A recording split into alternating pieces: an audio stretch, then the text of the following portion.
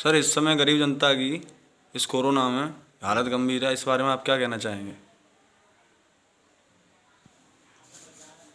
ये बात तो सही है यार।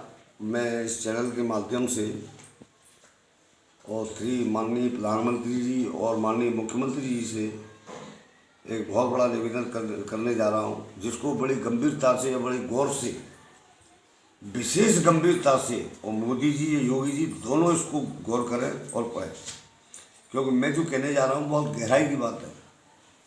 इतनी ज़बरदस्त गहराई की बात है जिस पर आप ध्यान देंगे तो अवश्य आगे जाके सफल हो सकते हैं। इस समय देहात क्षेत्र में, कस्बा क्षेत्र में स्थिति ये है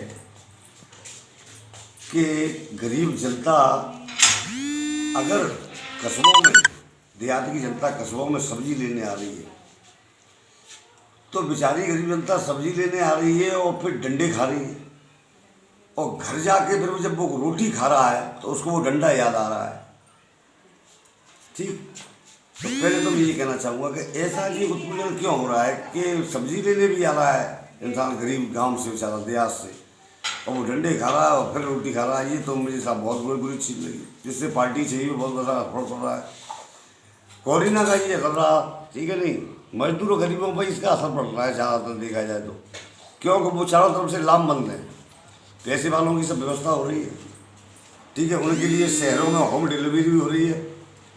अभी ज़मीनी स्तर पे देहातों में सरकारी कागज के केवल आंकड़े या हकीकत क्या है, इसको मैं जल सेवक होने के नाते बयान कर रहा हूँ कि मेरे साथ योगी जी खुद गांव में आके देखें आज वर्तमान की स्थिति में कि कितने डंडे पड़ रहे हैं। गरीब जनता जो कि नेट वेट कुछ जानती नहीं है, उनको सुविधा कितनी मिल रही है ये मालिक की जान। सब सुविधाएँ शहर तक सीमित हैं, बाकी की तो कागजी फॉर्मेलिटी ज़मीनी इस तरफ पूरी की जा रही है।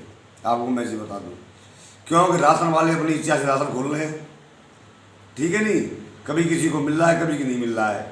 सब्जी की ढकेले पहले ही नहीं है, इधर उधर एक बार मिल जाती है, और लेने आता है तो लठिया खा जाता है, तो वो रोटी खाते समय तो लठिया को याद करता है। तो ये गरीब का तो ये हाल है, ऐसे मजदूर का ये हाल है। अब यही स्थिति मैं आपको बताऊँ दिमाग में आ गई है मेरे में, तो ये स्थिति भाई नोटबंदी में, भाई नोटबंदी में और इस कोरोना में दोनों में गरीब जनता को बहुत बड़ा असर पड़ा है। पैसे वालों के यहाँ शाखा प्रबंधक खुद नोटों को अदला बदली कर रहे थे, बैंक के अन्य कर्मचारी नोटों की अदला बदली कर रहे थे, पैसे वालों की जिनमें मोटा रुपया था, बोरी की बोरी। और जो गरीब आदमी बेचारा बैंक से 5 किलोमीटर नीचे लाइन लगी हुई है, और लाइन से हटने पर जब पुलिस का डंडा खा रहा है वो केवल मात्र 2000 रुपये निकालने के लिए, तो इस सिस्टम से सब गरीब जनता पर चोट पड़ी है। तो ये बहुत बड़ा मतलब ये है कि गरीब जनता के दिमाग में गलत फहमियाँ हैं। माननीय मुख्यमंत्री जी के प्रति, माननीय प्रधानमंत्री जी के प्रति जो लहर थी, माननीय प्रधानमंत्री जी की, मोदी जी, अब ये डंडे लाठी, क्योंकि अब ये बताइए कि सब्जी लेने आ रहा है और रोटी खा रहा है जाके घर, तो जो डंडा तो याद आएगा ही आएगा उसको कि डंडा खा के आया मैं बैगन लेने गया था।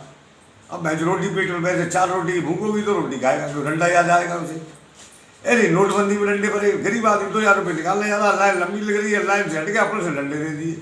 ये भाई ये तरीका भाई तो समझ में आया नहीं है। हाँ मानता हूँ कि देश में विदेश में हालत गंभीर है, कोरोना का संकट है, सरकार जूझ रही है, मोदी जी जूझ रहे हैं, परंतु ये क्या तरीका कि जमीनी स्तर पर आप देखो गाँव देहात में योजना आपकी शहरी क्षेत्र में सीमित रह गई और यहाँ आपकी छवि खराब हो रही है। ये तो बिल्कुल सब खेल खत्म है। अब मैं बताऊँ, अब मालिक जाना आगे जाके क्या होगा।